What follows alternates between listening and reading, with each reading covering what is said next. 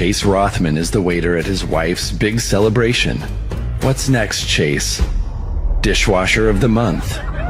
Boris's voice cut through the laughter at the table. Chase froze in the doorway, still in his waiter's uniform, plates balanced in his hands.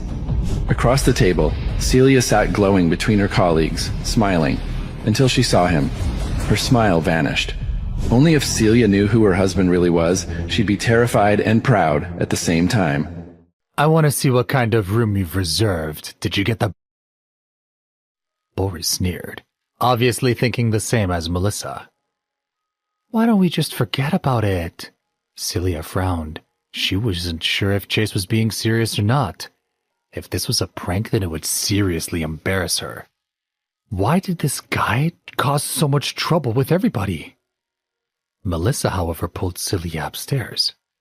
Why leave now? Since your husband is so important, we have to go up and take a look. I want to see what this Supreme 8 lounger is really like. On her cue, everyone followed immediately. The receptionist led the way, while Chase followed behind the crowd. He hadn't reserved the lounge to pick a fight with Boris. Mostly he wanted to impress Celia. Soon, they arrived at room 8 on the 3rd floor. When the 2 beautiful staff members opened the door and invited them in, everyone was shocked except Chase. It was only after they entered the lounge and saw the luxurious decorations, the expansive sound equipment, that they realized this was not a prank. What Chase had said was all true. Celia stared at her husband in shock and asked, Chase? How did you manage to get such a luxurious room here? Did you forget that Tim was with me? I just got him to do me a favor. Chase explained with a smile.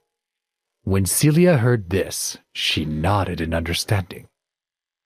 With Tim Sanders' influence, it was less surprising that he could do all this. Celia began to wonder why Tim had helped Chase so much recently. However, in front of so many colleagues, Celia decided to temporarily put the questions aside. So you can only do this thanks to someone else's help?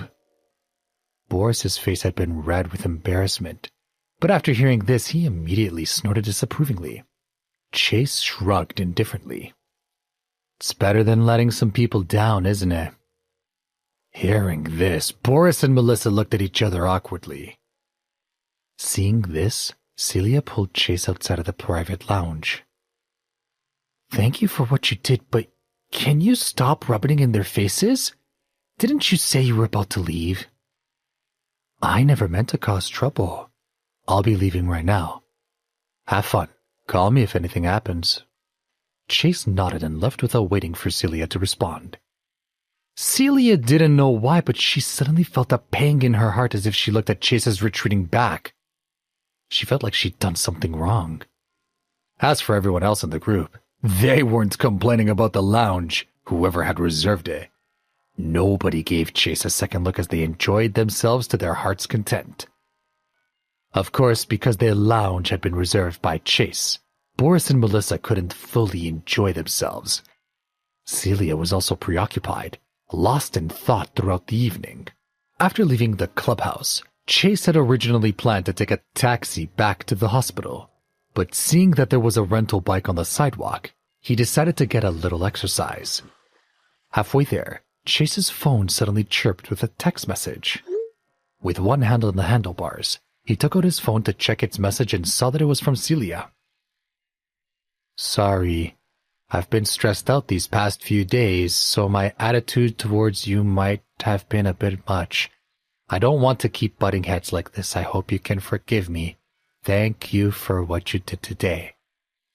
Celia's message swept away his gloomy mood. His wife still loved him.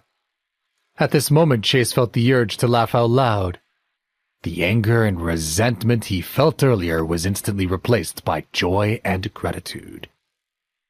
Chase, who had lowered his head and was looking at his phone with a wide smile, didn't notice he was drifting in the middle of the road. He collided with a motorbike that had stopped at a red light. It was a good thing that the bike was stationary. The 2 men got off from the ground and dusted themselves off. The motorcyclist pointed at Chase and shouted, "Watch where you're going!" "Sorry, I didn't see you there. Are you hurt?" It was true. His negligence had caused the accident. Chase just hoped he wouldn't ask to exchange insurance. "Look at my arm. I think it's broken." "You broke my damn arm!" The biker examined the wound on his arm and stomped up to Chase in anger. "How about this? I'll take you to the hospital. Can I call you a taxi or an Uber?" Chase knew he was at fault, so he hoped if he helped them now, they settled the matter without involving lawyers. Hearing this, the man became even angrier, since Chase was trying to sweep it under the rug. "You know how much trouble you're in? If I am hurt, don't you dare think you could solve it by calling me an Uber." Chase was growing worried that this guy wanted to press charges. "Then how much do you think this broken arm will cost you?" "Whatever it is, I'll compensate you." "Well, look at you, a regularly good Samaritan. I guess today's my lucky day. How about this, wise guy? Since you're full of cash, let's say with medical bills, loss of work and therapy, call it $20,000. Chase narrowed his eyes like he always did when he was angry. $20,000? Man, even if you have a compound fracture, you only get 1,000 charged tops. I'll tell you what, I'll give you $5,000, not a penny more. Hearing that, the man gritted his teeth and snarled at Chase. 5,000? Are you kidding?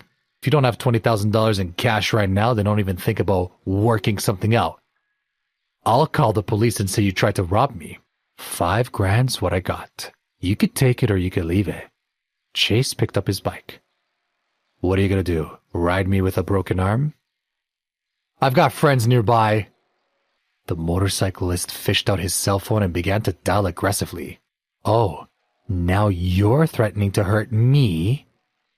Chase sneered and took out his phone to call Yolanda. Chase?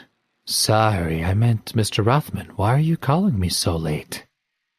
Yolanda just left the office and was walking toward her car when she received a call. Chase is fine, he said with a smile. Everyone he talked to today was either way too formal or way too casual.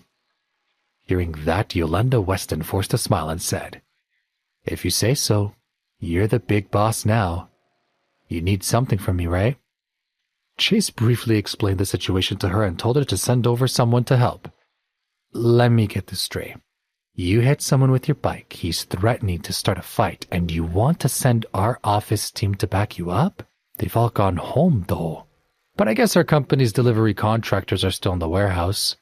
Are you sure you want me to do this? Yes. Get them, Chase said. And hurry. Yolanda shook her head and hung up the phone. Chase was the boss after all. Maybe this was a test or a team-building exercise. Chase stared at the angry biker. He was in too deep to back off now, and he had his fill of people looking down on him today.